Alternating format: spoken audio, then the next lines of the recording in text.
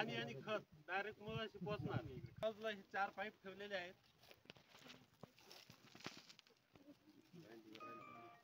शेतकरी बंधूंनो, सर्वांना नमस्कार. प्रथम मी माझी ओळख करून देतो. मी कृषी पर्यवेक्षक श्री वरपे मधुकर पैकी एक प्रात्यक्षिक आज आपण इथे घेत आहोत.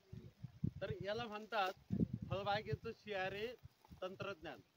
हवामान बदल आहे, त्या ह्या हवामान बदलाला अनुकूल शेती पद्धती करणं म्हणजे क्लायमेट रिसायलेंट ॲग्रिकल्चर, म्हणजे हवामान अनुकूल शेती पद्धती, CRA टेक्नॉलॉजी. तर इथे फायदे बघा काय असतात. हे एकदम सोपं तंत्रज्ञान आहे आणि याला भांडवल काही जास्त लागत नाही. याला काय काय लागतं बघा. 3 ते 4 इंच व्यासाचे साधारण PVC पाईपाचे 4 तुकडे लागतात, 3 फूट उंचीचे. मग आता हे 4 तुकडे असतात. आता समजा आपली फळबाग कोणती तर उदाहरण घेऊ आपण. समजा आपल्याला आंबा लागवड करायची आहे. आपल्याला आंबा लागवडीचं अंतर माहिती आहे, समजा 10 बाय 10 मीटर.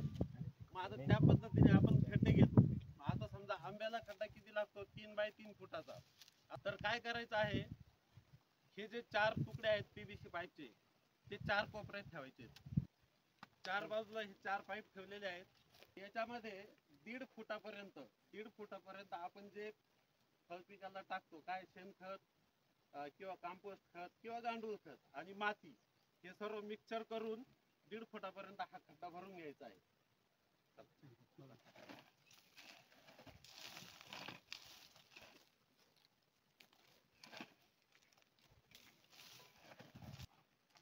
आता आपण हा खड्डा साधारण 1.5 फुटापर्यंत खत, माती आणि मिक्सरने भरलेला आहे. आता बघा, हे जे 4 पाईप आहेत हे भरायचे आहेत. आता हे भरायचे कसे, आता याच्यामध्ये 1/2 फुटापर्यंत आपल्याला गांडूळ खत किंवा शेणखत भरायचं आहे.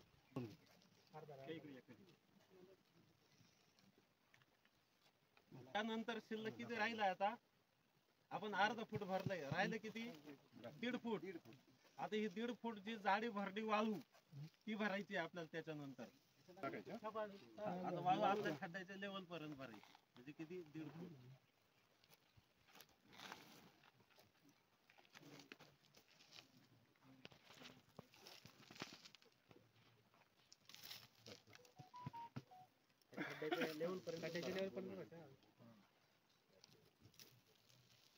आता यांनी काय होणार आहे बघा, आपण ज्यावेळेस या पद्धतीने बनवतो त्यावेळेस हे जिथं आपण वाळू आणि खत भरले ती बाजू पोकळ राहणार आहे. आता झाड घ्या,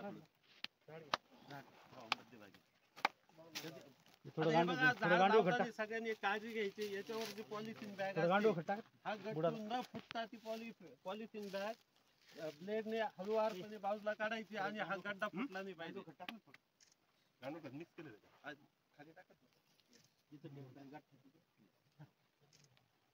मध्यभागी सेंटर, झाड सेंटरला आलं पाहिजे. आता माती लोटून घ्यायची.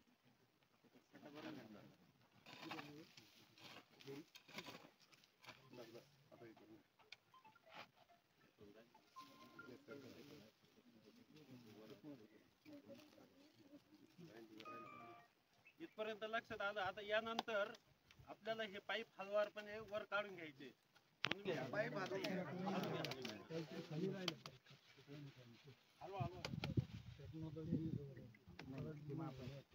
आता यानंतर काय करायचं आहे बघा, आपली जी ठिबक लाईन असते, आपली जे झाडाच्या बाजूने या बाजूने 2 ठिबक ड्रिपर येतील, या बाजूने 2 येतील. ते 2 ड्रिपर बरोबर ही जी लाईन आहे, इथे एक आलं पाहिजे, इथे एक आलं पाहिजे, तिथे एक, तिथे. याने काय होणार, जी आपली पोकळी तयार झाली आहे वाळूची आणि जे आपण खत टाकलंय, त्यांनी डायरेक्ट पाणी कुठं जाणार, झाडाच्या मुळाशी. म्हणजे मग यांनी होणार काय, डायरेक्ट आपलं पाणी कुठं पोहोचणार, पाणी आणि खत डायरेक्ट मुळाशी पोहोचणार.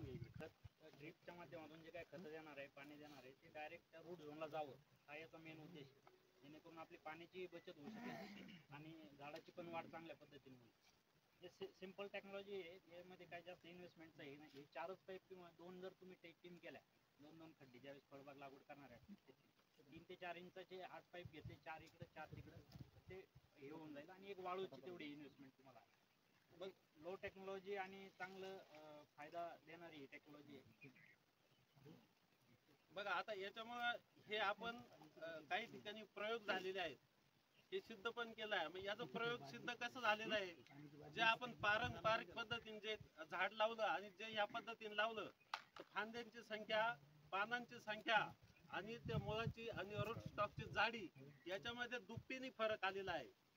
म्हणजे ह्या CRA तंत्रज्ञानाचा एवढा भरपूर मोठा फायदा आहे, याला गुंतवणूक खूप कमी आहे. बरं आपल्याला समजा असं वाटलं, आता हे झालं आपण नवीन लागवड, जुनी लागवड आहे तिथे जर करायचं असेल तर तिथे कसं करतात, तिथे अवघड असतात बघा, ज्यांनी साधारण 3 इंचाचे खड्डे तयार होतात. मग झाडाची जी सावली असते त्या हिशोबाने त्या झाडाच्या सावलीच्या घेरानुसार 4 ते 5 ठिकाणी त्या अवघडने खड्डे करायचे, तिथं असेच 3 फूट उंचीचे पाईप टाकायचे, त्याच्यात ह्याच पद्धतीने भरायचं आणि ते पाईप काढून घ्यायचे आणि ठिबकचं किंवा आपलं फ्लोचं जे पाणी असेल ते त्याच्यावर सोडायचे.